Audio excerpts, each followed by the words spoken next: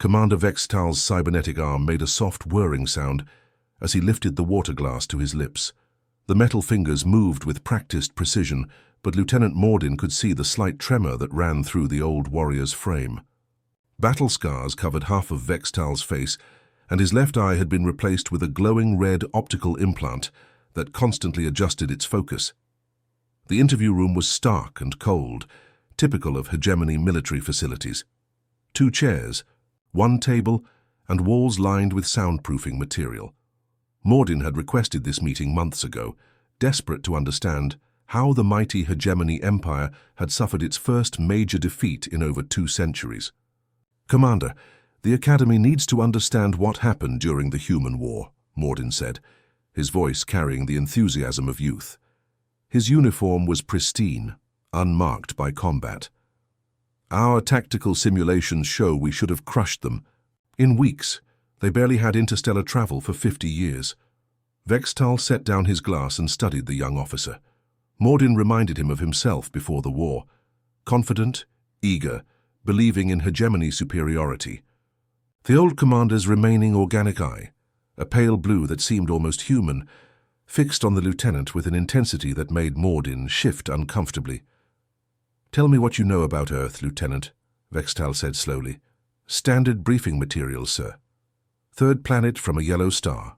Oxygen-nitrogen atmosphere. Single moon. Population around 8 billion at first contact. Primitive technology, mostly chemical rockets and nuclear power. They'd only established a few dozen colonies in nearby systems." "And what did Command conclude from this intelligence?" Mordin straightened proudly. "Easy conquest, sir. The war planners estimated 2 weeks for complete subjugation. The humans had no energy shields, no plasma weapons, no faster-than-light communication. They were centuries behind us technologically." Vextal's cybernetic fingers began tapping against the table in a rhythmic pattern. The sound echoed in the small room like a countdown. "You think this will be another glorious war story, don't you, boy? Another tale of hegemony might crushing inferior species?" "Well, yes, sir. Even though we didn't win, surely there were heroic moments, tactical lessons we can learn." The old commander's laugh was bitter and hollow. "Heroic moments? Yes, there were those, but not from our side." He leaned back in his chair, his optical implant whirring as it focused on something beyond the walls. "Let me tell you about the humans, Lieutenant. Let me tell you about Deho." Mordin pulled out his recording device, eager to capture every detail. This was exactly what the Academy needed. First-hand accounts from the veterans. "Deho Kim," Vextal began, his voice growing distant. 38 years old, married to a woman named Mi-sun. 2 children. A boy and a girl couldn't have been older than 10. He grew soybeans and corn on the colony world Kepler-7, about 40 light-years from Earth. The commander's cybernetic eye dimmed slightly, as if accessing old files. "Our intelligence," said Kepler-7, was a farming world. Peaceful. No military installations, no defense platforms. Just families trying to make a living on the frontier. "Sounds like an easy target," Mordin observed. "That's exactly what we thought." Vextal's voice hardened. "I was part of the advance force. 500 dropships carrying 20,000 warriors. Our mission was simple. Secure the colony, establish a forward base, wait for the main fleet." The old commander stood and walked to the single window in the room. Outside, the hegemony homeworld's twin suns cast everything in a harsh, golden light. "We came down in the early morning. Standard deployment, surround the settlement, broadcast surrender demands, expect compliance within hours." But the humans didn't surrender. Oh, most of them did initially. Families huddled in their homes, afraid to come out. Normal behavior for a conquered population. But then we started the processing, separating the adults from children, identifying potential leaders, beginning the relocation procedures. Vextal turned back to face Mordin. "That's when we met Deho." The commander's cybernetic fingers resumed their tapping. He came walking out of his farmhouse like he was heading to check on his crops. Old hunting rifle in his hands, the kind humans use for killing animals. Chemical propellant, metal projectiles, primitive beyond belief. "A single farmer with an antique weapon," Mordin said. "What could he possibly do against battle armor and plasma weapons?" That's what Colonel Zarthek thought too. He was my commanding officer, veteran of 12 conquest campaigns. He ordered the human to drop his weapon and submit for processing. Vex'Tal's organic eye seemed to glow with remembered intensity. Deho looked at our battle mechs, our plasma cannons, our army of 10,000 warriors in full combat gear. And you know what he did? Mordin leaned forward eagerly. What? He smiled. The word came out like a confession, not a crazy smile, not the grin of someone who'd lost his mind. It was the smile of a man who'd made a decision. Then he raised that ancient rifle and started shooting. The lieutenant frowned. But surely our armor deflected every shot, yes. The bullets bounced off our shields like raindrops. But that wasn't the point. Vex'Tal began pacing the small room, his mechanical leg making soft clicking sounds against the floor. Deho wasn't trying to kill us with that rifle. He was buying time. Time for what? For his wife Misun to get their children to the underground. Shelter. For his neighbors to barricade the school.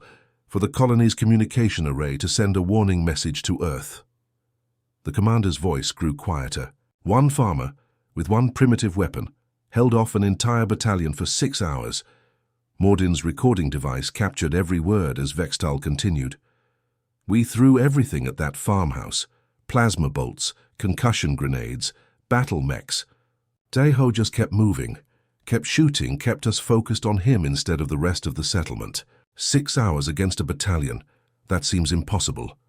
He'd turned his entire property into a fortress, trenches hidden under false floors, reinforced walls, mirror systems to confuse our targeting. This wasn't random. He'd been preparing for months, maybe years. The old commander sat back down heavily.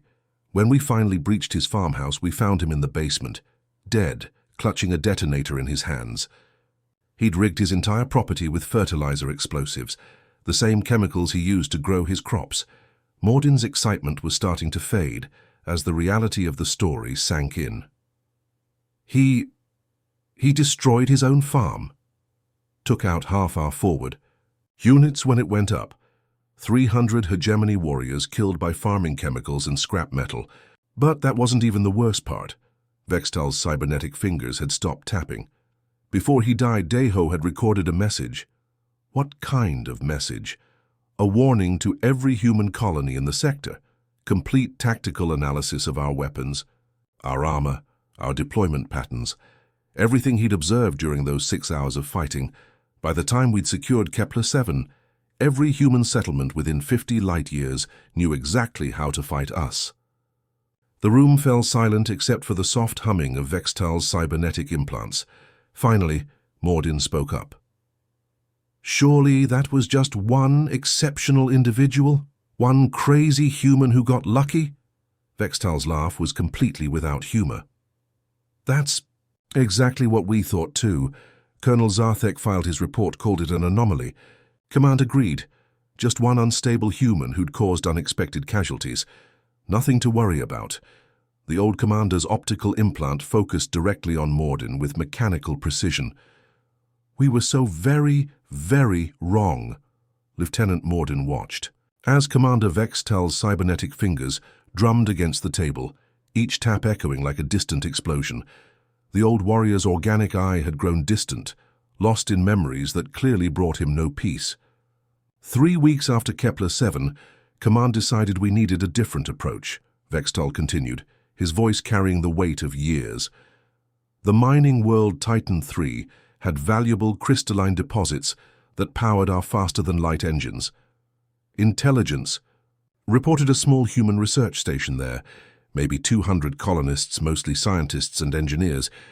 Mordin adjusted his recording device. That sounds much more manageable than a full colony. That's what General Kolvar thought too. He assigned me to lead a strike force, 2,000 elite troops, latest battle armor, enough firepower to level a city. Our orders were simple. Secure the facility, capture the humans for interrogation, extract any useful technology. The commander stood and walked to the wall, pressing his cybernetic palm against the cold metal surface. Titan III was a harsh world. Thin atmosphere, constant electrical storms, gravity about twice what most species prefer. The humans had built their research station inside an old mining complex, deep underground where they could work in stable conditions. Defensible position, Morden observed. Exactly what we thought, but we had superior numbers, better weapons, and complete tactical surprise. The assault should have been over in hours.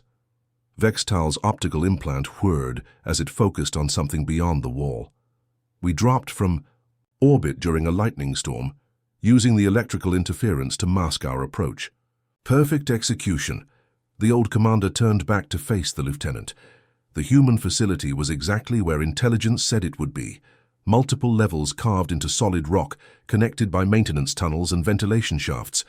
We surrounded every entrance, cut their communications, and prepared for a standard siege operation. But the humans didn't cooperate with your standard operation. They tried to, initially. A voice came over the facility's external speakers. Female, calm professional. She identified herself as Dr. Hae-Jin Park, station commander. Asked to speak with our commanding officer. Vextal's cybernetic fingers began their rhythmic tapping again. I'll never forget that conversation. Colonel Zerthak activated his external speakers and demanded immediate surrender. Standard protocol, give them one chance to avoid bloodshed. Did they take it? Hae-Jin's response was as unexpected. She said, I need 10 minutes to discuss terms with my people. We have civilians here, including children. I want to make sure they're protected. Morden leaned forward. That sounds reasonable. It was completely reasonable. Textbook surrender negotiation. Colonel Zerthak agreed immediately. 10 minutes was nothing when you had overwhelming force. We used the time to finalize our assault positions and scan the facility structure. The commander's voice grew quieter. What we didn't know was that Dr. Hae-Jin Park had spent the last 5 years turning that research station into something else entirely. She wasn't just a station commander, she was a former military engineer who'd served in the human colonial defense forces. She had military experience? 15 years designing defensive systems for frontier colonies. The research station was her masterpiece. Every corridor, every room, every system had been modified for defense. But we couldn't see that from our scans. Vextal returned to his chair, settling down with the careful movements of someone whose body had been rebuilt multiple times. When the 10 minutes were up, Colonel Zerthak demanded an answer.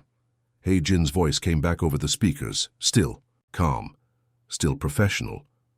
What did she say? She said, We've made our decision. If you want this place, you'll have to come and take it. But I should warn you, we've been expecting visitors like you for a long time. The old commander's optical implant dimmed slightly. That should have been our first warning, but Colonel Zerthak just laughed. He ordered the assault to begin immediately. Morden found himself holding his breath as Vextal continued. Our first wave hit the main entrance with everything we had. Plasma cutters, molecular disruptors, enough firepower to punch through a battleship's hull. The reinforced doors melted like ice in summer. 50 warriors in full battle armor stormed into the facility. And they walked straight into a kill zone that would have impressed our own military architects. Hidden gun turrets using modified mining equipment, laser tripwires connected to explosive charges, artificial gravity fields that could crush a warrior in full armor. Vextal's cybernetic fingers had stopped their tapping. But that was just the beginning. As our forces pushed deeper into the facility, the real trap revealed itself. Hae-Jin had rerouted the entire power grid, turning the research station into a massive energy weapon. How is that possible? The facility's fusion reactor was designed to power crystalline refinement processes, incredibly high-energy operations. Hae-Jin had modified the power distribution system, creating feedback loops that could overload any section of the station on command. The commander's voice grew respectful despite the circumstances. She was small, maybe half my size when I finally saw her, wearing a simple research lab coat, no weapons, no armor, just standing in the main control room with her hand hovering over a console. You actually saw her? I led the final assault team to the control center. By then we'd lost over 300 warriors just getting through her defenses. The corridors were filled with melted armor and the smell of ozone from overloaded energy weapons. Vexatal's organic eye seemed to glow with remembered intensity. When we breached the control room, there she was, Dr. Hei-Jin Park, surrounded by holographic displays showing every system in the facility. She looked at us through the smoke and debris, completely calm. What did she do? She spoke to us like we were visiting colleagues. "Gentlemen, you've made quite a mess of my research station. I hope you realize that everything you've seen here has been transmitted to Earth Command. They'll know exactly how to stop you now." Mordin felt a chill run down his spine. She'd been recording the entire battle. Every weapon we used, every tactic we employed, every weakness in our armor that her defenses had exploited.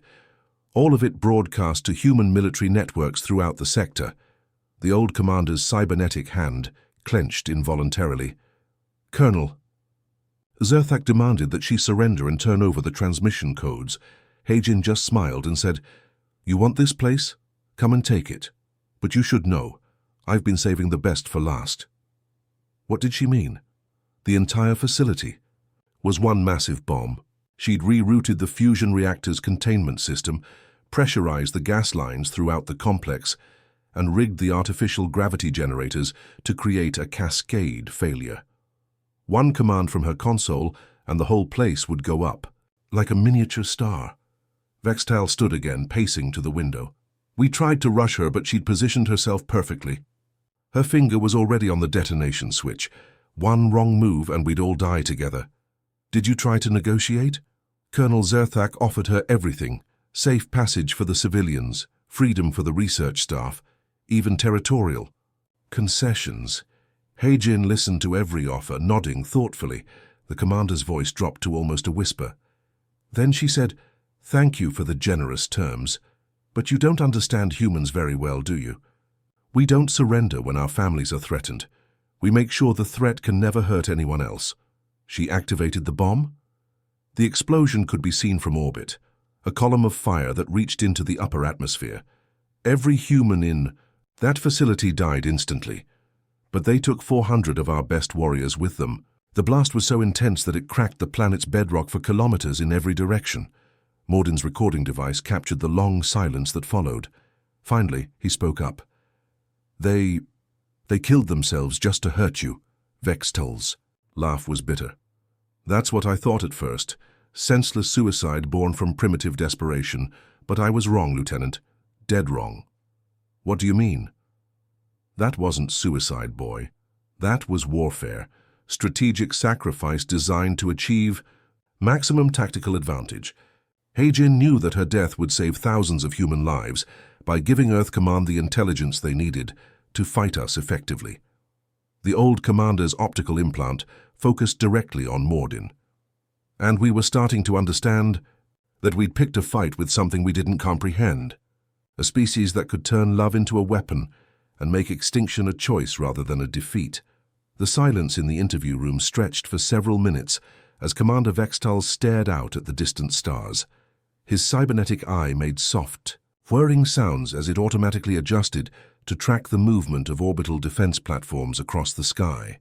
Lieutenant Mordin waited patiently, sensing that pushing the old warrior would only shut down the conversation. Finally, Vextal spoke again, his voice carrying a weight that seemed to age him before Mordin's eyes. "By the third month of what Command still called our police action, everything had changed.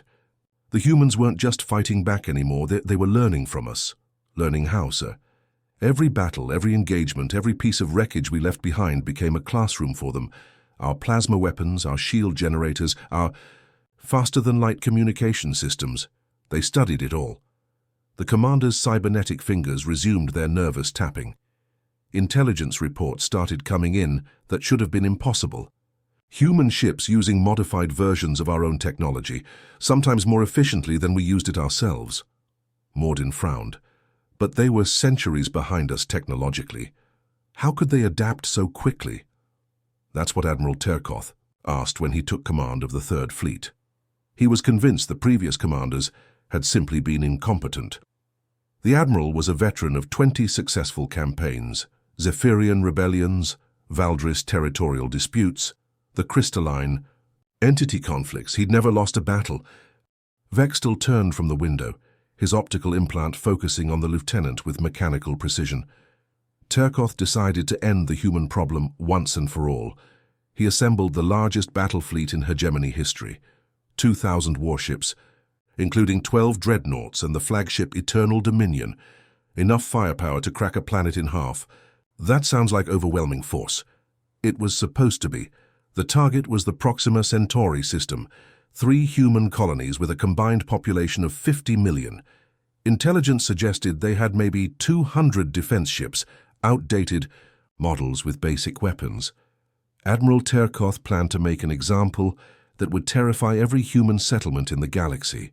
The old commander sat back down, his mechanical leg making soft clicking sounds as he adjusted his position. I was assigned to the flagship as a tactical observer. My job was to document human resistance patterns for future reference. Command expected the battle to last maybe 6 hours, but it didn't. The first sign something was wrong came when we dropped out of faster-than-light travel at the edge of the Proxima system. Our sensors showed exactly what intelligence had predicted. Scattered human ships, mostly converted civilian vessels with makeshift weapons. Nothing that could threaten a proper warship. Vextal's cybernetic eye dimmed as he accessed old memory files. Admiral Terkoth opened a communication channel to demand their surrender. Standard protocol. Give them one chance to avoid total annihilation. That's when we first heard the voice of Fleet Commander Woo-Jin Lee. What was he like? Young for a human military officer, maybe 30 of their years. His voice came through our speakers calm and professional, like he was discussing weather conditions instead of facing certain death. The commander's organic eye seemed to glow with remembered intensity. He thanked Admiral Terkoth for the surrender offer, then politely declined. Just like that. His exact words were, "Admiral, we appreciate your generous terms, but I'm afraid we'll have to pass. You see, we've been expecting you for quite some time and we've prepared a few surprises. I hope you'll find them educational." Morden leaned forward. "What kind of surprises?" That became clear over the next few hours. Woo-Jin had studied every engagement from the previous 3 months. He knew our tactics, our formations, our standard battle procedures. More importantly, he understood our weaknesses. Vextal stood again and began pacing the small room. "We hegemony fight like we've always fought.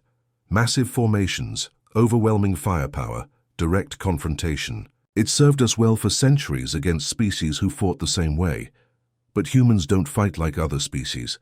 Woo-Jin had done something that should have been impossible with his limited resources. Instead of concentrating his forces for a traditional fleet engagement, he'd scattered them across the entire star system. Small groups of ships hiding in asteroid fields behind moons, in the radiation shadows of planets. The commander's cybernetic fingers clenched into a fist. Our sensors couldn't track them all. Every time we thought we'd located their main fleet, it turned out to be decoys. Modified cargo ships broadcasting false signatures to confuse our targeting systems. Clever, but surely they couldn't hide forever. They weren't hiding to avoid battle, Lieutenant. They were positioning themselves for something Admiral Terkoth never saw coming. Vextal's voice grew darker. While we were hunting for their fleet, Woo-Jin's real targets weren't our warships at all. What do you mean? Supply ships, communication relays, command vessels, mobile repair stations, all the support infrastructure that keeps a battle fleet operational in deep space. The old commander's optical implant whirred as it focused on distant memories. The human attacks began simultaneously across 17 different locations. Small, fast ships emerging from hiding to strike at our most vulnerable assets. Morden's eyes widened. They attacked your logistics. In 6 hours, they crippled our ability to fight a prolonged engagement. Fuel tankers destroyed. Ammunition ships vented to space. Communication arrays reduced to floating debris. Suddenly, Admiral Terkoth's mighty armada was deaf, blind, and running low on everything necessary to sustain combat operations. But you still had superior firepower. Firepower means nothing if you can't coordinate your forces or target your enemies effectively. Woo-Jin had turned our greatest strength, our massive fleet size, into a weakness. We were too big, too slow, too dependent on complex support systems. Vextal stopped pacing and fixed his gaze on the lieutenant. That's when Woo-Jin appeared on our main communication channel. I'll never forget that moment. Admiral Terkoth sitting in his command chair surrounded by status displays showing critical system failures throughout the fleet. What did the human commander say? He appeared on our main screen like he was giving a casual briefing. No anger, no threats, no dramatic speeches, just a young human officer sitting in what looked like a modified cargo ship's bridge. The commander's voice grew quiet. His words were simple. Admiral Terkoth, you came here to conquer. We came here to survive. Only one of us truly understands what that means. That sounds almost respectful? It was. That's what made it so terrifying. Wu Jin wasn't gloating or making threats. He was explaining a fundamental truth that we'd been too arrogant to see. Vextal returned to his chair, settling down with obvious weariness. Then the human commander did something that changed everything I thought I knew about warfare. He offered us terms. Terms? But you said he was winning? Not surrender terms, survival terms. Wu Jin proposed that Admiral Terkoth could withdraw his forces from human space with minimal losses, or continue the engagement and watch his entire fleet get picked apart over the next several days. The Admiral chose to withdraw? Admiral Terkoth was a proud warrior who'd never retreated from any battle. He refused the offer and ordered all ships to hunt down and destroy every human vessel in the system. Vextal's cybernetic eye flickered. That decision cost him everything. What happened? Over the next 72 hours, Wu Jin demonstrated exactly what he'd meant about survival versus conquest. The humans didn't try to destroy our fleet in massive battles. Instead, they bled us slowly, methodically, like predators hunting prey. The old commander's voice grew distant. Ship after ship went silent. Sometimes we'd find wreckage, sometimes vessels would simply disappear. Our sensors would detect movement, our weapons would fire at shadows, our crews would report contacts that vanished before we could respond. Psychological warfare. More than that, Wu Jin was teaching us what it meant to be hunted by something smarter, more adaptable, and more determined than ourselves. By the end of the third day, Admiral Terkoth's mighty armada had been reduced to less than half strength. Mordin sat in stunned silence as the implications sank in. He'd turned hunters into prey. Exactly. And that's when we realized we weren't fighting a conventional enemy anymore. We were facing something new, a species that could adapt to any threat, learn from any defeat and turn any disadvantage into a weapon. Vextal's cybernetic fingers had stopped their nervous tapping. The war was far from over, but the balance of power had shifted. We just didn't know how far it would tip. Commander Vextal's cybernetic hand trembled as he reached for his water glass. The tremor wasn't from mechanical malfunction. Lieutenant Mordin could see the emotional weight behind it. When the old warrior spoke again, his voice had dropped to barely above a whisper.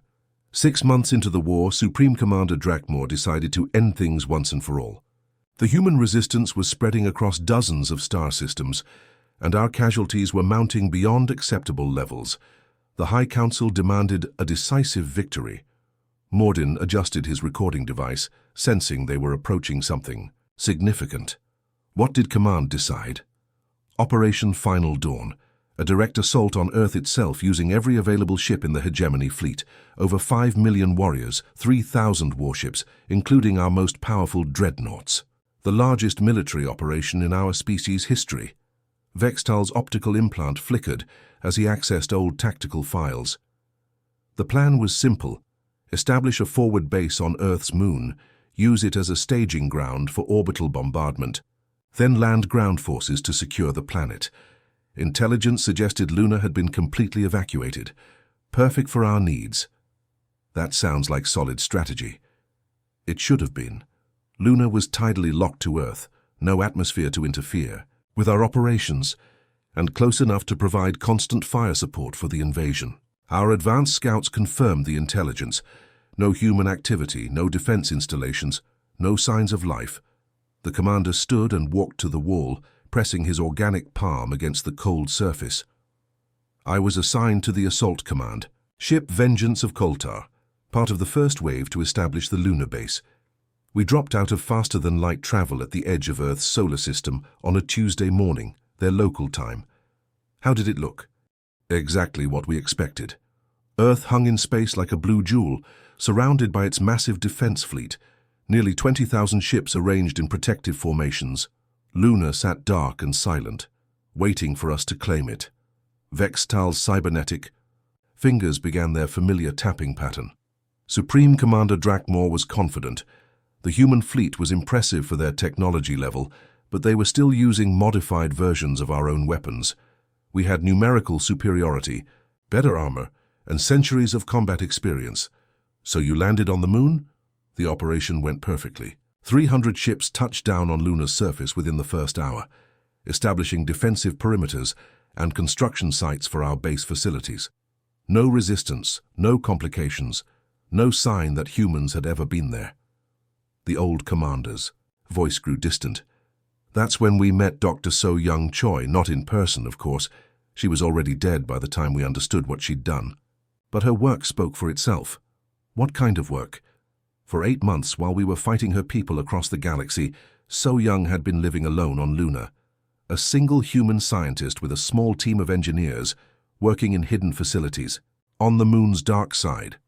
Vextal turned back to face Mordin, his optical implant glowing with remembered intensity. She'd been turning Luna into something that had never existed before, a weapon capable of destroying entire fleets with a single strike. How is that possible? Massive fusion engines hidden beneath the lunar surface, thousands of them, arranged in precise patterns to maximize thrust efficiency. So-Young had been using mining equipment to hollow out enormous chambers, installing reactor systems that could move Luna itself. The commander's cybernetic hand clenched involuntarily. But that wasn't the brilliant part. The brilliant part was that she'd disguised the entire operation as an evacuation effort. Our intelligence had been watching humans leave Luna for months, thinking they were simply abandoning an indefensible position. They were actually installing weapons. Every supply ship that left Luna had carried away excavated rock and debris. Every transport that arrived had brought fusion reactors, thruster, assemblies and control systems. So-Young had convinced our intelligence network that humans were retreating when they were actually preparing the most devastating trap in military history. Vextal began pacing again, his mechanical leg clicking against the floor.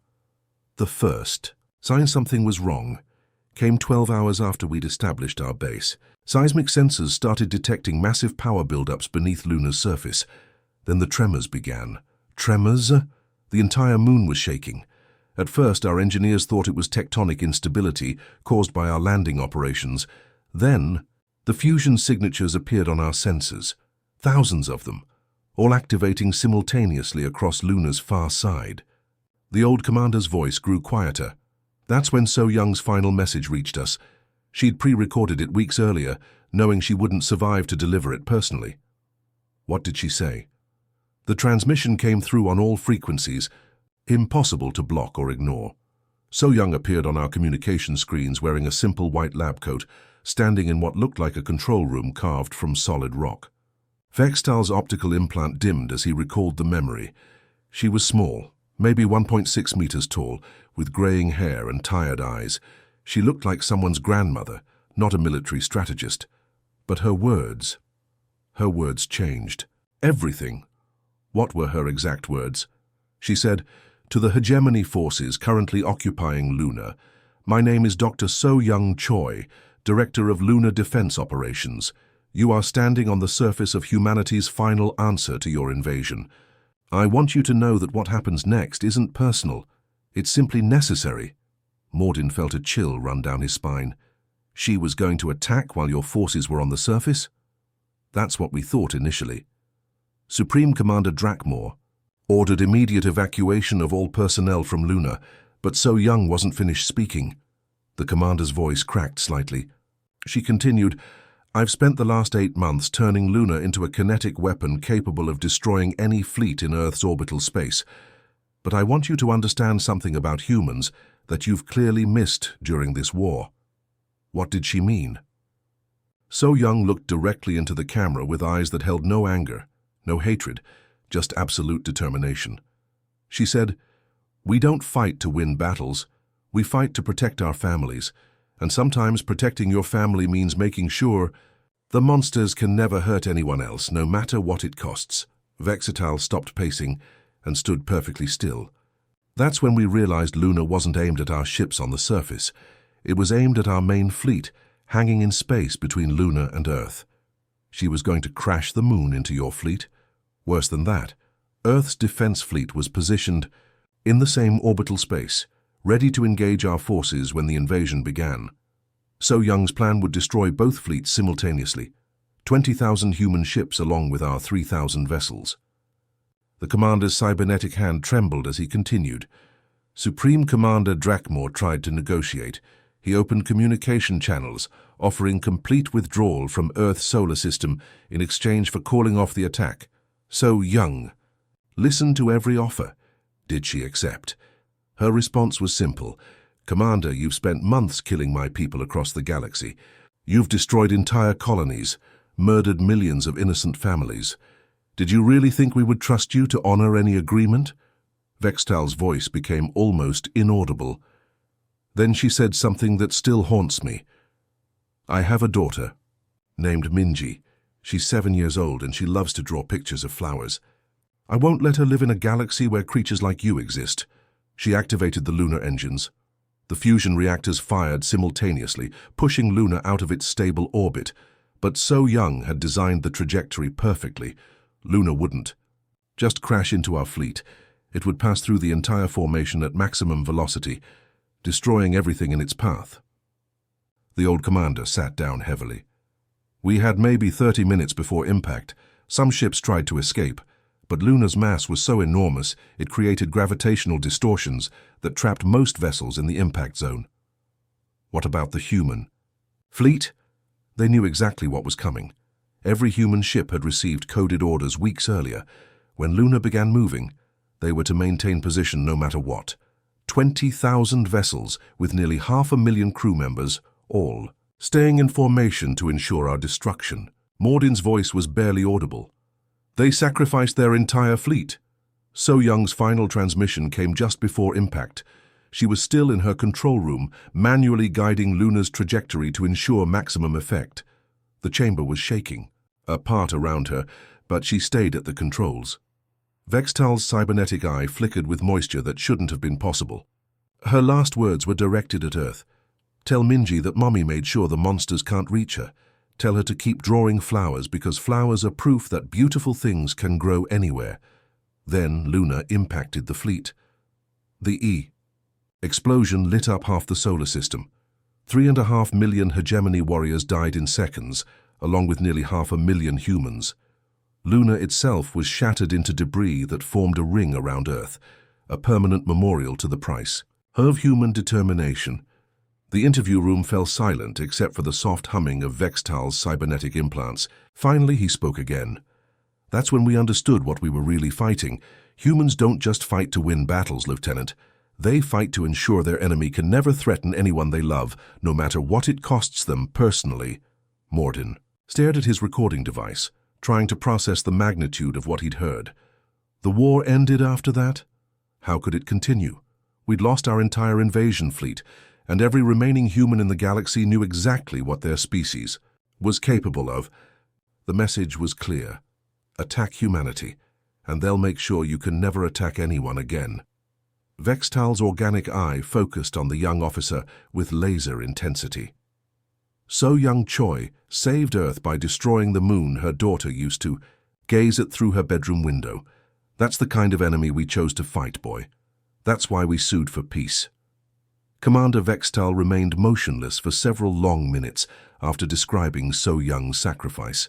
His cybernetic eye had dimmed to almost nothing, and his organic eye stared at something far beyond the walls of the interview room. Lieutenant Mordin waited, afraid to break the silence that seemed to carry the weight of 3.5 million deaths. Finally, the old warrior spoke again, his voice carrying exhaustion that went deeper than physical fatigue. After Luna's destruction, everything changed, not just tactically or strategically, fundamentally. The High Council called an emergency session within hours of receiving the battle reports. What was their reaction? Panic. Complete, absolute panic. Vexital's cybernetic fingers resumed their nervous tapping. For the first time in hegemony history, our leaders faced an enemy that couldn't be defeated through superior force. The humans had demonstrated something that terrified our greatest military minds, which was that they were willing to pay any price to protect their families, any price at all. The commander's optical implant flickered back to life, focusing on Mordin with mechanical precision. Supreme Commander Drakmor survived Luna's destruction because his flagship was positioned outside the impact zone. His report to the High Council was illuminating. Mordin leaned forward eagerly. What did he say? He recommended immediate cessation of all military operations against human space, not retreat, not regrouping, complete withdrawal. The most decorated warrior in hegemony history was advising surrender to a species we'd considered primitive, just months earlier. Vextal stood and walked to the window again, his mechanical leg clicking rhythmically against the floor. But the High Council wasn't ready to accept defeat. Chancellor Vorthak ordered a full strategic review. Every battle, every engagement, every encounter with human forces since the war began. Looking for weaknesses, looking for understanding. The review team spent weeks analyzing combat footage, intercepted communications and survivor testimonials. What they found changed everything we thought we knew about warfare itself. The old commander's voice grew distant. Every human we'd encountered, Daeho, Heijin, Wujin, So Young, they all shared something that no other species in the galaxy possesses. They don't fear death if it means protecting what they love. That sounds almost philosophical. It's the most practical thing in the universe, Lieutenant. Think about it. We hegemony fight for glory, for conquest, for resources. The Zenthari fight for honor. The Vorthak fight for territory. The crystalline entities fight for survival. But humans fight for each other. Vextal turned back to face Mordin, his organic eye gleaming with something that might have been respect. The review team's final report contained a single recommendation that shocked the entire High Council. They advised immediate peace negotiations with full recognition of human territorial sovereignty. The Council agreed. Not initially. Chancellor Vorthak was furious. He demanded to know how the greatest military power in the galaxy could surrender to what he still called primitive savages. That's when the review team delivered their most damning analysis. The commander returned to his chair, settling down with obvious weariness. They'd run computer simulations based on human behavioral patterns observed during the war. The projections were disturbing. What kind of projections? To completely defeat humanity, we would need to eliminate every human in the galaxy, not just their military forces, not just their governments, every man, woman, and child, because any survivor would eventually rebuild, regroup, and come for us with everything they had. Mordin felt a chill run down his spine. Genocide. Complete. Extermination. And even then, the simulations suggested humans would find ways to strike back. Hidden bases, sleeper agents, automated revenge systems, the kind of long-term planning that could threaten us for generations. Vextal's cybernetic eye whirred as it adjusted focus. But here's the truly terrifying part. The humans were perfectly willing to let us try. Every intercepted communication, every final message from destroyed colonies contained the same underlying message. Do your worst. We'll make sure you pay for it. They were prepared for extinction. More than prepared. They were weaponizing it. Intelligence reports suggested humans had already established hidden colonies in deep space, automated systems designed to continue the war, even if Earth itself was destroyed. They'd turned potential extinction into a tactical advantage. The old commander's voice dropped to almost a whisper. That's when Chancellor Vorthak asked the question that ended the war. What kind of victory is worth becoming the kind of monsters who would exterminate an entire species? The High Council couldn't answer that. Oh, they could answer it. That was the problem. To defeat humanity completely, we would have to become everything we claimed to fight against. Genocidal killers who murdered children to achieve military objectives. Vextal's cybernetic hand clenched involuntarily. The Chancellor called for a vote.